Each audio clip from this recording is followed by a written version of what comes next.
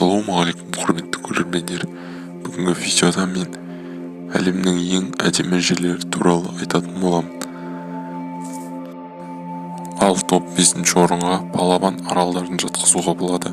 Бұл әлемнің ең әдемі жерлерінің біріне жатады және ең әдемі аралдардың бірі болып келеді. Тағы бір оның ерекшелігі Пуэрто Принцеса атты жер асты бұлағы болуында. Ал менің ойымша топ 4-ке Альгар де Пинагил лайықты. Ол Португалиядағы адамдарға саябаққа арналған жерлердің бірі болып табылады. Бұл жердің өзіне тән ерекшеліктері бар. Әсіресе бұл жер өзінің пляжымен қатты ерекшеленеді. Бұл жерде судағы пляждың ерекшелігі неде деп сұрайтын боларсыздар. Қарапайым пляждардан айырмашылығы бұл жер асты пляжы болып табылады. Жер асты пляжы дегенде өздеріңіз видеодан көрсеңіздер болады.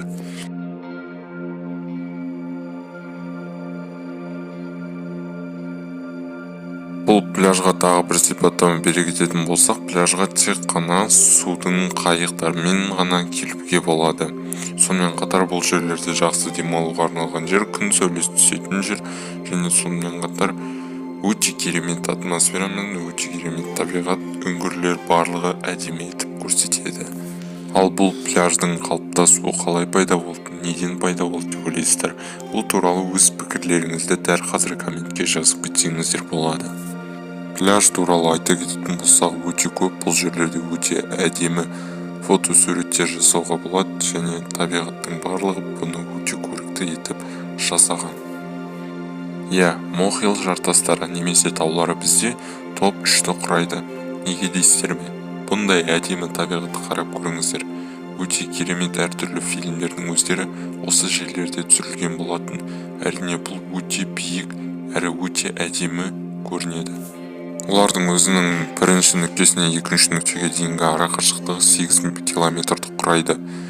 Негізгі жартастардың тағы бір ерекшелігі олар Атлант мұхитының жанында орналасқан және былай қарағанда Атлант мұхитының өте жақсы көруге болады.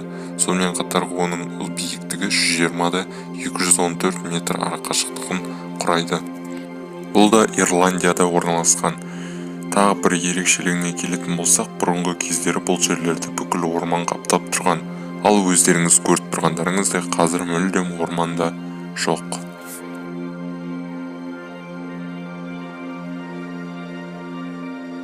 Антилопа каньондары. Бұл ең әдемі каньондардың бірі болып келеді. Әрине көптеген фотоларды көріп жүрген боларсыздар. Өзге планеталық фотолар деп ойлайсыздар. Бірақ бұл біздің жерімізде екенін айта кеткен жөн. Енді бұл каньон неге Антилопа каньон деп аталады деп ойлайсыздар? Бұған басты себеп, бұның жалпы жартастарына қарасаңыздар, антилопа тәрізді, оның терісі тәрізді түсті көрсетеді.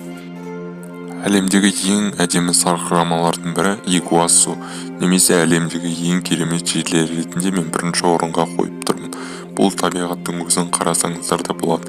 Бразилиядағы тіпті бүкіл әлемдегі ең әдемі сарқырамалардың қатарына жатқызылды. Менің ойымша бұл бірінші орынға лайықты. Неге десеңіздер, бір жерде орналасқан бірнеше сарқырама өте әдемі көрініс береді. Биіктігі небәрі 18 метр болса да, олар көзге өте әдемі көрінеді. Бұлайша жоғарыдан қараса, бірнеше сарқырамаларды анық көруге болады. Сарқырамалардың дауысы алысқа дейін жақсы естіледі. Джунгли, орманның арасында орналасқан сарқырамалар одан әрі көріктілік беріп тұр.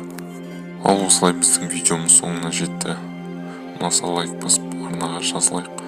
Ал сіздер әлемдегі ең әдемі жерлерді, нелерді жатқыза аласыздар? Комментарийға жазып кетеміз.